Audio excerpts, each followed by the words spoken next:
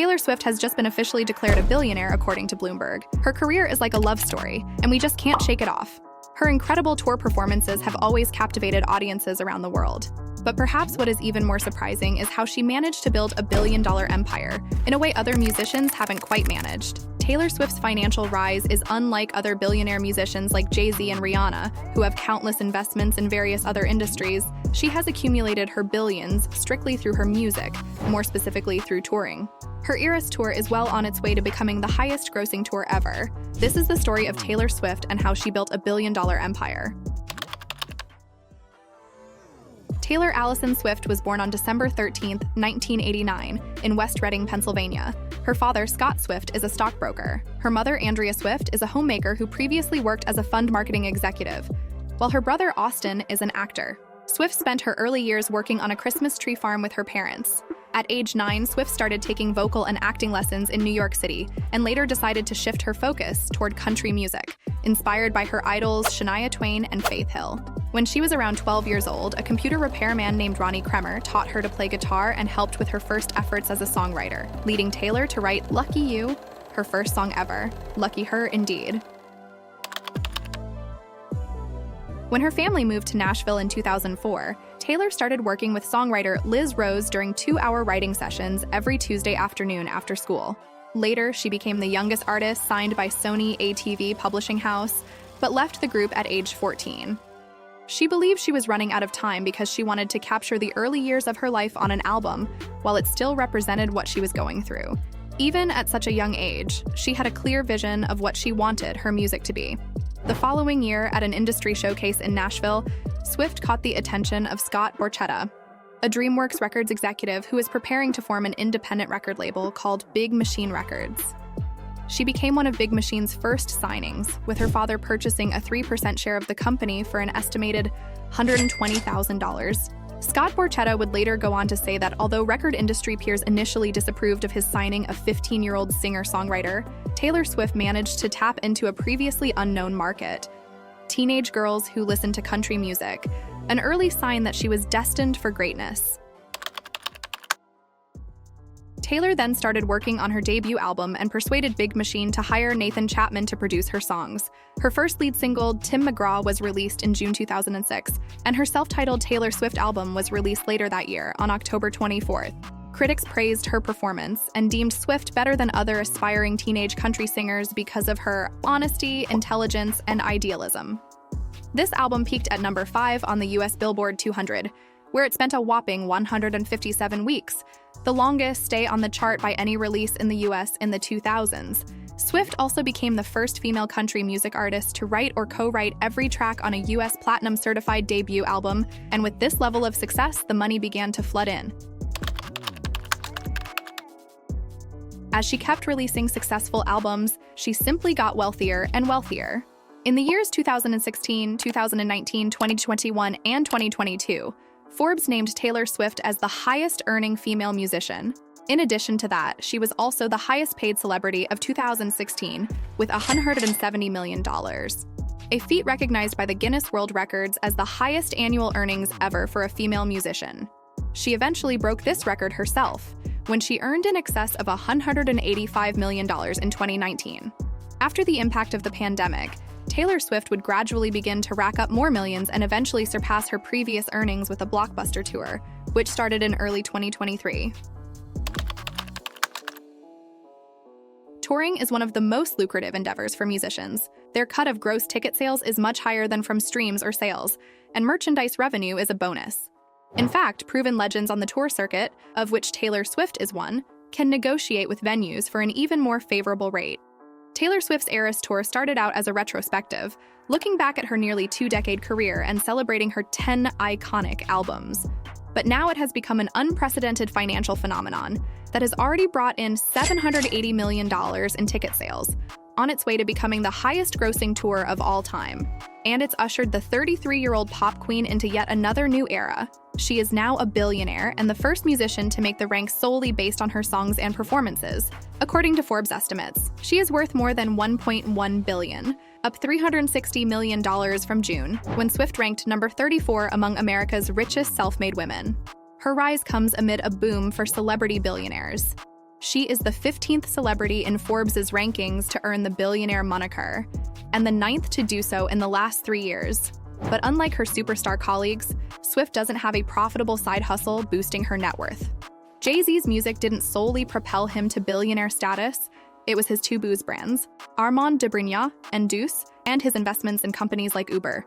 Similarly, Rihanna became a billionaire thanks to the success of her companies, Fenty Beauty, a joint venture with luxury powerhouse Louis Vuitton, and her lingerie line, Savage X Fenty. And when you compare Swift to her fellow country music star, the late Jimmy Buffett, you can clearly see the difference. While his years on the road contributed significantly to his net worth, his Margaritaville Holdings empire, alcohol lines, and investment in Berkshire Hathaway were what led Forbes to declare him a billionaire in April 2023, before his death in September of the same year. That puts Swift in a class with legends like Bruce Springsteen. His lifetime pre-tax earnings are over $1 billion, the majority of which was earned on the road touring. Swift and Springsteen have this in common, the value of their catalogs. In 2021, the boss sold his masters and publishing rights for his songwriting and recorded music for nearly $550 million. Meanwhile, another $500 million of her earnings came from the increasing value of her music catalog. She has also pocketed an estimated $190 million after taxes from the first leg of the Eras Tour, and another $35 million from the first 2 weeks of screenings of the corresponding concert film, Taylor Swift, the Eras Tour movie, which hit theaters on October 13, 2023. Altogether, more than $500 million of Swift's fortune is cash earned from music royalties and touring. She also has nearly $150 million in real estate, including 6 homes and a $10 million private plane. But things haven't always been rosy for Swift. In 2019, her catalog, which includes her first 6 albums, were infamously purchased by Scooter Braun and eventually sold to Shamrock Capital for $300 million in 2020. This is my worst-case scenario. This is what happens when you sign a deal at 15 to someone for whom the term loyalty is clearly just a contractual concept, Swift wrote on Tumblr in 2019 when she learned that Braun had bought her masters. Now Scooter has stripped me of my life's work that I wasn't given an opportunity to buy. Essentially, my musical legacy is about to lie in the hands of someone who tried to dismantle it. This act of betrayal she experienced, as well as previous mistakes from other artists, were enough lessons for her. The Beatles' main songwriters, John Lennon and Paul McCartney, lost the publishing rights to their music early in their career. When the rights came up for auction years later, McCartney was outbid by Michael Jackson. The musician Prince also changed his name to a symbol over a contract dispute with Warner Music. Swift has also parted ways with her longtime music label, Big Machine Label Group, to join Universal Music Group's Republic Records, a deal that gives the superstar complete ownership over her future songwriting and the recordings. I'm ecstatic to announce that my musical home will be Republic Records and Universal Music Group, Swift wrote on Instagram about the news. She went on to say, "It's so thrilling to me that they and the UMG team will be my label family moving forward. It's also incredibly exciting to know that I'll own all of my master recordings that I make from now on." Since switching labels, Swift has released 4 new albums: Lover, Folklore, Evermore, and Midnights, and re-recorded previous albums like Fearless, Red, Speak Now, and 1989. Given Swift's extraordinarily large and devoted fan base, loads of hit songs, and potential to be popular well into the future, experts in music valuation said her total catalog could feasibly be worth $1 billion. Not all of that would go to Swift if she were to sell. There are other parties to consider, including co-writers, her publishing and recording partner Universal Music Group, not to mention agents, advisors, and attorneys. But a conservative estimate by Forbes means she could personally earn as much as $400 million if she sells her catalog in 2023, a lot more than her previous master recordings sold for. This comes as no surprise considering the sheer amount of influence Taylor Swift's music commands. Terms like Swiftonomics and funflation illustrate the economic impact her tours bring to cities, with the increased number of sales for all things. Taylor Swift's Eras Tour has generated as much money as the economies of small countries. The movie version of her tour rules the box office. Her new recording of a 9-year-old album, 1989, is expected to be one of the hottest-selling records of the year 2023. The success of the Eras Tour has shattered records, sparked ticket frenzies, and even caused the equivalent of a small earthquake. The close relationship she's cultivated with her millions of ardent fans has led to a more unified demographic than any political party could boast of. evidenced by the swapping of beaded Swift-inspired friendship bracelets that's become a universal rite among concertgoers. Donning beaded bracelets and drawings of the figure 13, Swift's favorite number, on their hands, many Swifties attending her shows are just as eager to secure exclusive tour merchandise. Thousands of them line up for hours in advance to snag the coveted merch of $75 hoodies, $55 long-sleeve shirts, and $45 t-shirts. Fans are even desperate to get their hands on physical copies of Swift's music in this digital age.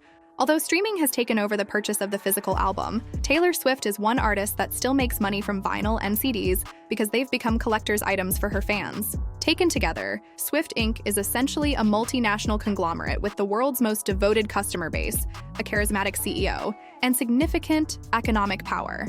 In fact, the singer's 53 U.S. concerts in 2023 added $4.3 billion to the country's GDP. Swift herself got a mention from the Federal Reserve Bank of Philadelphia for spurring growth in the city's economy. Her charisma has also kept her fans loyal, together with her candid connection with her millions of predominantly young fans who've grown up with the 33-year-old singer in an age where trust and intimacy is established online quite naturally. The internet has allowed Swift to effectively market to her fan base far more easily than culturally dominant stars of older generations, like Madonna or Michael Jackson. She has successfully built a whole ecosystem which is very lucrative for her. Part of that involves constantly releasing merchandise that fans are eager to purchase.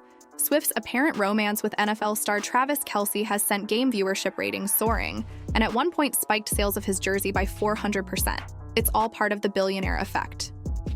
Taylor Swift's wildly successful touring career is testament to an incredible stage presence and showmanship. Her seamless, endless musical charisma translates to such a devoted fan base that keeps wanting more and are willing to pay for it. Not only will she remain a billionaire just from her music, but she is well on course to becoming even more successful and wealthy with other endeavors, judging by her impact on various economies. Safe to say, Taylor's billions aren't going away swiftly.